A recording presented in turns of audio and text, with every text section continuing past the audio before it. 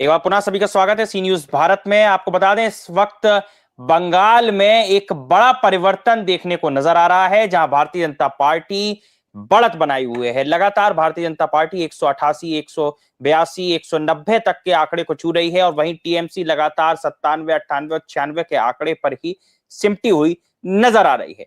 इसके साथ ही सीपीआईएम को भी एक सीट की बढ़त नजर आ रही है, लेकिन कांग्रेस अपना खाता खोलने में भी नाकाम साबित हो रही है पश्चिम बंगाल के अंदर। अब बात करें फिलहाल पश्चिम बंगाल की, तो पश्चिम बंगाल के नतीजों ने सबको चौंका दिया, क्योंकि परिवर्तन की एक बड़ी लहर इस वक्त पश्चिम बंगाल में देखने को मिल रही है। हालिया अपडेट्स के मुताबिक प्रधानमंत्री नरेंद्र मोदी शाम 6:30 भारतीय जनता पार्टी के राष्ट्रीय कार्यालय पहुंचेंगे, जहां पर वो उद्बोधन करेंगे और साथ ही साथ बंगाल की जनता का अभिवादन भी करेंगे। लेकिन अब जो तस्वीरें आ रही हैं वो ये स्पष्ट कर रही हैं कि भारतीय जनता पार्टी बड़ी बढ़त के साथ आगे बढ़ती हुई नजर आ रही है।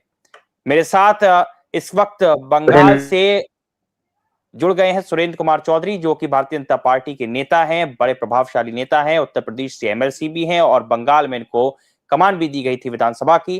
सुरेंद्र चौधरी, बहुत बहुत स्वागत है आपका सी न्यूज भारत में। विधायक जी, इस वक्त की सबसे बड़ी खबर, भारतीय जनता पार्टी सत्ता में काबिज होने जा रही है। बंगाल में भारतीय जनता पार्टी का अगला मुख्यमंत्री बनने की रेस अब शुरू हो गई है। क्या लगता है भारतीय जनता पार्टी के लिए कितनी बड़ी जीत?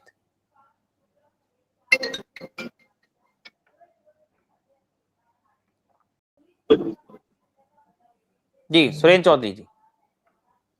जय जय, नमस्कार सभी भाइयों को।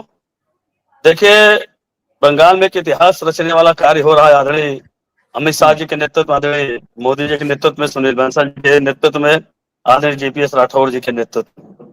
पहले लोगों को लगता था कि भारतीय जनता पार्टी सरकार नहीं बना पाई, मगर निश्चित तौर पर आज आम जनमानस जो था, यहाँ जो हिंदूवादी वोट था, जो डरा समा था टीएमसी लोगों को, आज उन्होंने इतनी अच्छी सुरक्षा व्यवस्था दिया। प्रत्याशी के साथ आम जनमानस के रहने के लोगों को मन में एक अंदर सा आभास हुआ कि हमको कमल को जीतना है। और 23 तारीख से 29 तारीख को जबरदस्त वोटिंग करके आज यह जो गिनती हो रही है, निश्चित तौर पर ये हिंदुत्व का और भारतीय जनता पार्टी का पूरी तरीके से सरकार बनने जा रही है। आज पूरे बंगाल में बहुत खुशहाली का माहौल है। होली के तरीके से पर्व चल रहा है। निश्चित तौर पर यहाँ के जितने लोगों को लगता था कि नहीं बनेगी, आज मैं देख रहा हूं कि जो विरोध में खड़े थे वो आपके साथ खड़ा होना चाहते हैं। ऐसे आदरणीय सुनील बंसल जी ने, आदरणीय अमित शाह जी ने जो कार्य किया है बंगाल के लिए, निश्चित तौर पर सराहनीय है। अब यहाँ का लगता है कि जनता को उम्मीद की हुई है कि यहाँ के स्वतंत्र भारत, स्वतंत्र प्रदेश, स्वतंत्र बंगाल में हर व्यक्ति के चेहरे कमल की तरह मुस्कान दिखाई देगा। यहाँ लोगों को रोजगार मिलेगा, माताओं बहनों को 3000 रुपया मिलेगा। यहाँ पे अपराध मुक्त उत्तर प्रदेश रहेगा। जो अपराधी अपराध करेगा, निश्चित तौर बाबा जी के यहाँ पर बुलडोजर भी चलेगा। ये इतिहास बंगाल में चले जाएगा। हम जनमानस, माताओं बहनें जितनी हैं, बहुत खुश हैं। यहाँ पे तो प्रधानमंत्री आवास के नाम पे बंगला आवास दिया जाता था, ममता आवास दिया जाता था, उसमें पैसा खा लेते थे, तमाम शिकायतें थी। मगर आज आजादी के बाद निश्चित तौर पर आज ये श्यामा प्रसाद मुखर्जी जी की धरती है। निश्चित तौर पर अटल बिहारी वाजपेयी जी भी आज ऊपर से खुश हुए होंगे कि पुनः भारतीय जनता पार्टी की सरकार बंगाल में कमल। बिल्कुल, कितनी बड़ी चुनौती सुरेंद्र चौधरी जी, जो कि आपने वहां पर डेरा डालकर भारतीय जनता पार्टी के प्रत्याशियों की जीत के लिए वहां कोशिश करी, लगातार अपडेट्स ले रहे थे आपसे अमित शाह सीधे तौर पर, क्योंकि एक बड़े प्रभावशाली नेता के तौर पर आपको देखा जाता है। कितनी बड़ी जीत इस समय है, और खासकर क्योंकि जब उत्तर प्रदेश से जोड़ा जाता है तो आज मुख्यमंत्री योगी आदित्यनाथ एक बड़ा चेहरा बनकर उभरे हैं, क्योंकि योगी आदित्यनाथ जहां जहां रैली किए हैं वहां वहां भारतीय जनता पार्टी जीतती हुई नजर आ रही है। निश्चित तौर पर प्रदेश का डंका, देश का डंका, पूरे भारत का डंका पूरे देश में बज रहा है। आप देखिए, बिहार आपने चुनाव जीता, महाराष्ट्र में भी चुनाव जीता, आपने बंगाल में भी जीता, त्रिपुरा भी जीतने जा रहे हैं। तमाम जगह पे भारतीय जनता पार्टी की सरकार निश्चित तौर पर आज यहाँ पे 193 सीट भाजपा पा रही है। बहुत ही बड़ी बात है, कोई सपने भी नहीं सोच पाया होगा। मगर आदरणीय अमित शाह जी ने जो कहते हैं वो करते हैं, जो बोलते हैं वो सच दिखाई देता है, और सच सामने आया है कि निश्चित तौर पर हम बंगाल में अपनी पूरी तरह सरकार बना चुके हैं।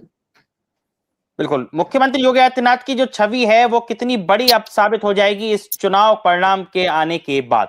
देखिए, आदरणीय योगी जी के शासनकाल में जो प्रदेश में जो आज तक उनसे लोग सीख रहे हैं। देखिए, अमित शाह जी हमारे बहुत बड़ी चीज है। उन्होंने चाणक्य उपाधि दिए हैं, सब लोग कहते हैं वो पूरी तरह की है। मगर जो प्रशासनिक है, जो अपराध से जुड़े हुए हैं, उनको ठीक करने के लिए निश्चित तौर पर आदरणीय योगी जी हैं।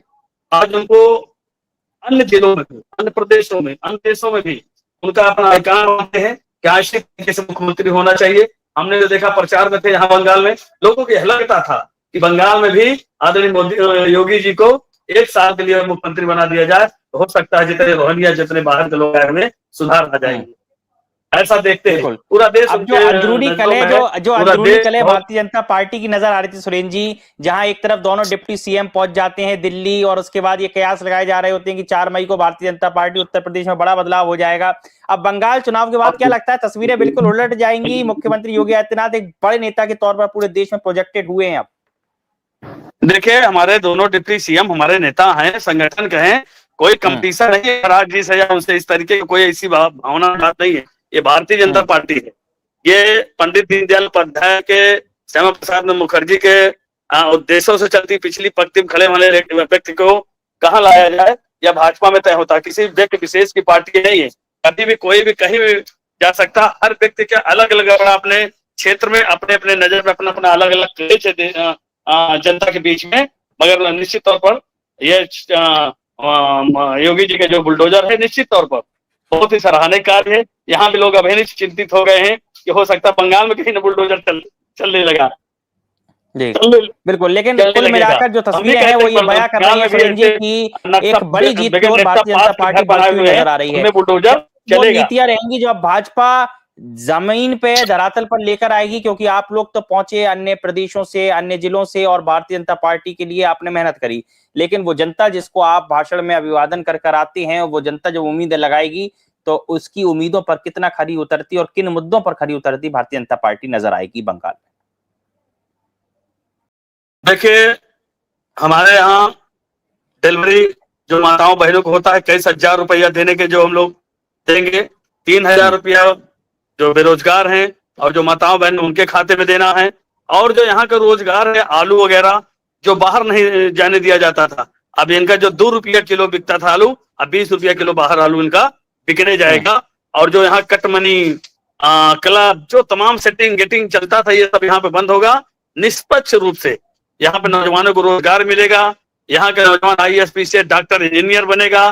जो हाथ में कटोरा देना चाहते थे, जो बंगाल को कंगाल करना चाहते हैं, अब इससे बचाया जाएगा।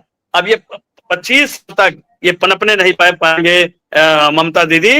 अब वो चली गई, उनकी विदाई तय हो चुका है। अब भाजपा का झंडा यहाँ गड़ चुका है, भाजपा का मुख्यमंत्री बनने जा रहा।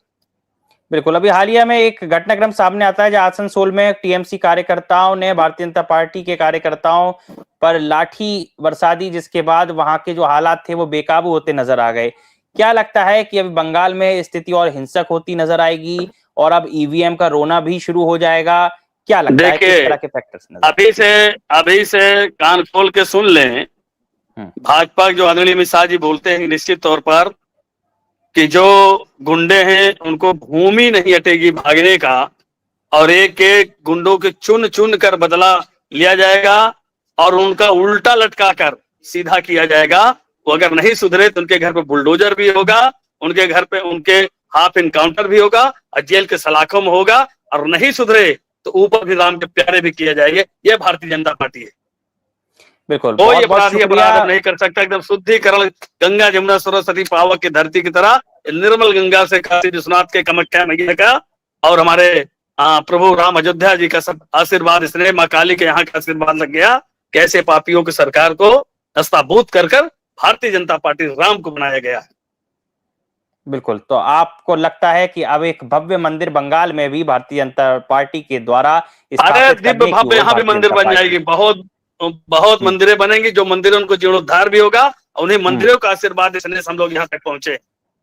और एक बड़ी कार्रवाई घुसपैठियों पे होती हुई भी अब नजर आएगी, लग रहा है ऐसा बंगाल के अंदर। अब देखिए, घुसपैठियों तो इसे भी SIR के माध्यम से भगाया गया। अब तो उनको जगह भी नहीं मिलेगी, कहाँ जाएंगे। उनको तो कल से कार्रवाई शुरू हो जाएगा, वो अपना बोरिया बिस्तर भागना शुरू कर दिया, कोई टिक नहीं सकता है यहाँ पे। बहुत बहुत शुक्रिया भाजपा विधायक झंडा गाड़ सुरेंद्र दी। चौधरी जी सी न्यूज मैं भारत सभी से बात करने के लिए। आप थे हमारे साथ उत्तर प्रदेश के एमएलसी सुरेंद्र चौधरी, जिनकी इस समय बंगाल में भारतीय जनता पार्टी के प्रभारी के तौर पर ड्यूटी लगी हुई है और लगातार ये सुनिश्चित कर रहे हैं कि किस तरीके से भारतीय जनता पार्टी वहां पर जीत निश्चित करे। और हाल ही में जो डेटा सामने आ रहा है, जिसमें भारतीय जनता पार्टी 190 सीटों के ऊपर बढ़त बनाई हुई है और वहीं टीएमसी 57 और 96 सीटों पर सिमटती हुई नजर आ रही है। अब ये आंकड़े थोड़ा बहुत बदलेंगे भी, शाम तक रुझान और भी आने हैं, कई सीटें, कई राउंड की गिनती और भी होनी है, लेकिन ये स्थिति साफ है कि फिलहाल टीएमसी अब सत्ता में काबिज होती हुई नजर नहीं आएगी। अब बंगाल में एक बड़ा परिवर्तन हो चुका है और बंगाल परिवर्तन की ओर अग्रसर है। बंगाल से जुड़ी और भी अपडेट्स के लिए आप जुड़े रहिए सी न्यूज भारत के साथ।